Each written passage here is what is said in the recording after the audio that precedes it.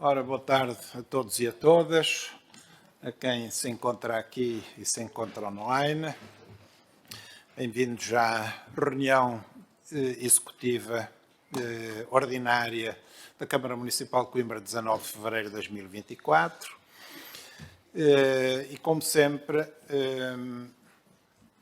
no período antes da ordem do dia farei a minha intervenção, mas começando por anunciar que a próxima reunião será em Almalaguês, antes que no fim da reunião me esqueça de fazer essa comunicação. Portanto, a próxima reunião será à mesma hora, daqui a 15 dias, segunda-feira, na freguesia de Almalaguês. E começando então a minha intervenção, hoje temos mais uma reunião com várias decisões extremamente importantes, das quais vou apenas salientar as principais, que ilustram concretamente o trabalho estratégico de desenvolvimento do Concelho de Coimbra que estamos a conduzir. E começo por referir a abertura de 3 concursos públicos para a concepção-construção de um total de 325 fogos de habitação no âmbito de empreitadas do primeiro direito com financiamento do PRR em 3 locais do Concelho: Quinta das Bicas, Bairro da Rosa e Valfigueiras. Recordo que nos 8 anos que nos antecederam não foi construído nenhum novo fogo de habitação social. Vamos também analisar e votar os contratos de delegação de competências para obras a realizar em 2024 em 7 juntas de freguesia e uniões de freguesias, no montante global de 600 mil euros. Vamos analisar o anteprojeto do futuro Centro Escolar de Santa Apolónia. Se for aprovado, naturalmente, a obra poderá custar 6 milhões de euros. Pretende-se requalificar a Escola Básica de Santa Apolónia e construir o centro escolar no terreno onde está a escola atual, que será demolida, mantendo-se apenas o edifício onde atualmente funciona o Jardim de Infância, cujos espaços serão adaptados a novas atividades de Jardim de Infância. Serão também votados 545 mil euros para o Fundo Municipal de Emergência Social de 2024.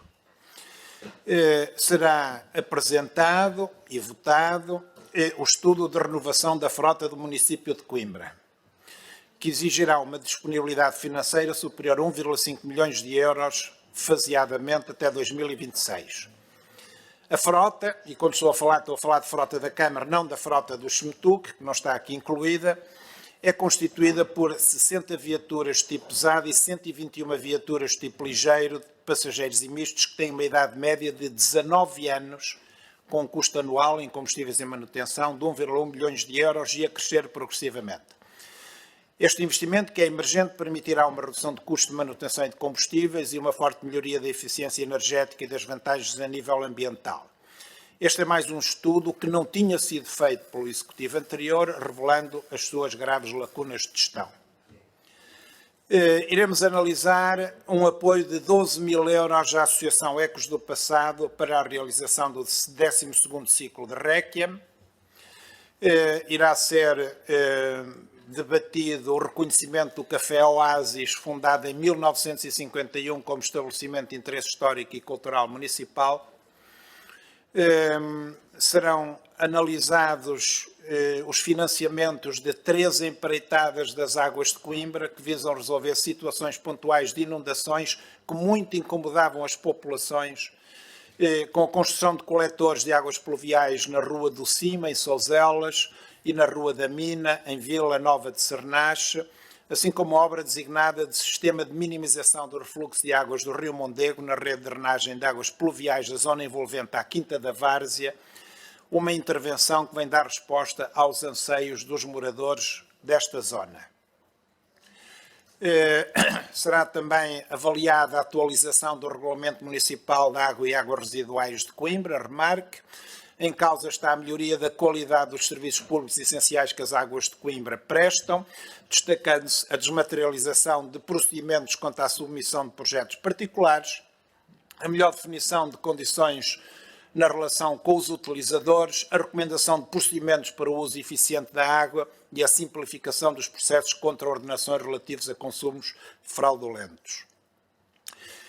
Será também analisado o projeto final de alteração e melhoria do regulamento da taxa municipal turística de Coimbra, que foi um êxito no primeiro ano de aplicação. Com a transparência que nos caracteriza, apresentaremos vários relatórios, a saber o relatório anual da Comissão Municipal de Proteção do Idoso de Coimbra, com PIC, o relatório anual de execução do Fundo Municipal de Emergência Social, FMES, e o relatório anual de execução do Cartão Social Famílias Numerosas. Será também, por último, mas não menos importante, entre múltiplos outros temas, analisado o estudo prévio da ARU Coimbra, Universidade de Sereia, para a requalificação urbana do eixo alto universitária Praça João Paulo II e Sereia, com abertura à consulta pública e que pretende humanizar a alta e o espaço do Polo 1 da Universidade de Coimbra. Mudando agora para o tema de fundo que quero referenciar hoje, confirma-se definitivamente que a forma como o processo de descentralização foi conduzido pelos vários governos socialistas foi leviano e lesivo para as autarquias, traduzindo uma forma demasiado ligeira de governar, a mesma conduziu o país à bancarrota em 2011 e que levou o PS a negociar e a aprovar o memorando da Troika. Por isso, é muito importante analisar a auditoria à dimensão financeira do processo de descentralização de competências realizada pelo Tribunal de Contas e publicada como relatório número 1 de 2024. Este relatório é ainda mais importante porque a Câmara de Coimbra foi escolhida para ser uma das 6 autarquias do país auditadas, tendo apenas em 4 se desenvolvido trabalho de campo diretamente nas instalações, incluindo na Câmara de Coimbra, sendo salientar que, ao contrário do que faz relativamente a outras autarquias auditadas, o Tribunal de Contas não produz nenhuma recomendação à Câmara de Coimbra, o que significa que nós e os nossos serviços estamos a trabalhar bem. Obrigado às nossas chefias e às nossas funcionárias. As entidades ouvidas em contraditório manifestaram genericamente a intenção de acatar as recomendações enunciadas, e não foram poucas. Refiro a título de exemplo o Ministro das Finanças, a Ministra da Presidência, a Ministra da Coesão Territorial, a Diretora-Geral das Autarquias Locais e o Presidente do Instituto de Gestão Financeira da Educação. Lamentável e inexplicavelmente, a Câmara de Coimbra continua a não receber do Governo a verba a que tem direito no âmbito da descentralização da educação. O déficit apurado relativamente a 2022 enviado à DGAL só em recursos humanos é de 537 mil euros, só relativamente a 2022. A DGAL, alegando falta de recursos humanos, ainda não se pronunciou. Se considerarmos o total das despesas, o déficit de 2022 é de 1,8 milhões de euros. É dinheiro que faz falta à Câmara de Coimbra e aos municípios. Os valores relativos a 2023 estão prestes a ser encerrados. O déficit será provavelmente ainda mais gravoso, dado que o preço das refeições é superior, os custos de conservação são maiores e as despesas energéticas subiram.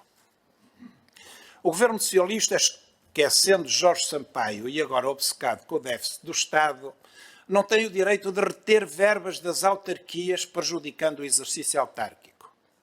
As observações produzidas no presente relatório, revelando a forma leviana como o processo foi conduzido pelo anterior Presidente da Associação Nacional de Municípios e pelo Governo, permitiram, atentos os objetivos da ação e as condicionantes e limitações explicitadas, formular as seguintes conclusões. Recordo que as conclusões são do Tribunal de Contas, não são minhas. Não existem evidências de que este ciclo do processo de descentralização tenha sido fundamentado em estudos técnicos, independentes e científicos. Tais estudos, para além de constituírem um requisito legal que não foi cumprido pelo Governo, poderiam ter auxiliado na tomada de decisões. Os critérios de apuramento das verbas financeiras necessárias ao exercício das competências descentralizadas no domínio da educação não estão definidos no respectivo diploma setorial de forma clara, direta e transparente. Mais uma vez, são tudo palavras do Tribunal de Contas.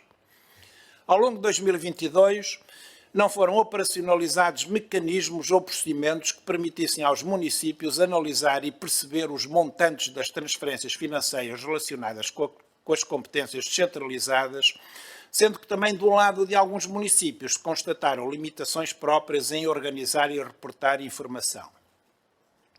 De acordo com as evidências recolhidas em 2022, pelo menos nos municípios analisados, o financiamento das competências centralizadas não foi suficiente face ao acréscimo de despesa em que os municípios incorreram com o seu exercício, algo que terá sido corrigido para 2023 com a publicação de diversas portarias e despachos que estipularam um reforço das verbas para este exercício orçamental. Ainda que previsto desde 2018, o Fundo de Financiamento da Descentralização só foi constituído pela publicação da Lei do Orçamento Geral do Estado em junho de 2022 e regulamentada em outubro. No primeiro ano da sua vigência, ainda não cumpriu o objetivo de ser um mecanismo transparente, na medida em que o respectivo quadro legal não é suficientemente claro, necessitando de aperfeiçoamentos, tal como reconhecido no âmbito do contraditório. A Lei das Finanças Locais não previu mecanismos de financiamento claros e estáveis, tendo remetido a disciplina financeira do processo de descentralização para os diplomas setoriais e posteriores leis do Orçamento do Estado, ao mesmo tempo que promoveu a existência paralela de instrumentos financiadores das mesmas áreas e competências, contexto que prejudicou a transparência da informação financeira produzida. A monitorização da descentralização apresentou problemas em 2022, não tendo havido um apuramento e registro universal e criterioso dos montantes financeiros associados ao processo, não estando, pois, baseado em informação fiável, completa e consistente. Foram identificadas diversas falhas na vertente da coordenação do processo ocorridas em 2022, designadamente relacionadas com o acesso, por parte dos municípios, às ferramentas informáticas utilizadas pela Administração Central, facto que prejudicou o exercício de algumas competências. Foram evidenciados, em 2022, na área da educação, problemas de gestão, controle e partilha de informação entre entidades da Administração Central envolvidas diretamente na descentralização. A Comissão de Acompanhamento da Descentralização pouco ou nada se pronunciou acerca da adequabilidade dos recursos financeiros associados a cada área de competências, tendo também sido comprovado que não dispôs de informação detalhada para desenvolver essa missão. Para finalizar este sintético resumo da auditoria, entendo dever chamar a atenção para os rácios insuficientes do pessoal não docente. Refere a auditoria no ponto 117 da mesma. Neste contexto, convém lembrar que a discussão acerca da suficiência dos valores é também influenciada por diferentes sensibilidades quanto ao nível do serviço público a prover, sendo que a percepção das necessidades sentidas à escala local convoca quase sempre mais recursos do que os que estavam previstos. A diferença de perspectivas ficou bem patente ao nível do pessoal não docente e dos circuitos especiais de transporte, como se verá. Sobre esta questão, o Ministério da Educação referiu no contraditório que, quando os municípios optam por incorrer em despesas adicionais, como a contratação de pessoal não docente acima do rácio definido pelo Ministério da Educação, por exemplo, estão no exercício da sua autonomia política. É, por isso, entendível que essas opções sejam, de facto, asseguradas por meios próprios à disposição dos municípios, sem colocar em causa a sua autonomia orçamental. Discordamos totalmente desta visão. Na verdade, e esta agora são palavras nossas, terminadas as palavras do Ministério da Coesão. Na verdade, para prestarmos um bom serviço aos nossos jovens, particularmente aqueles com necessidades especiais, temos de contratar mais pessoal não docente, pelo que instamos a que os rácios sejam urgentemente revistos para não onerar ainda mais o orçamento camarário por causa da descentralização. O Governo não pode lavar as mãos desta questão e prejudicar as autarquias. E termino recordando que esta é uma auditoria do Tribunal de Contas, que foi submetida a contraditório do Governo, que genericamente acatou estas decisões. Há muito a corrigir no processo de descentralização para que ela, de facto, complete o seu espírito e para que não prejudique as autarquias no exercício das suas funções noutras áreas e nestas próprias, em que, nomeadamente, quando falamos de pessoal não docente, os rácios são absolutamente insuficientes para as necessidades da educação. Muito obrigado.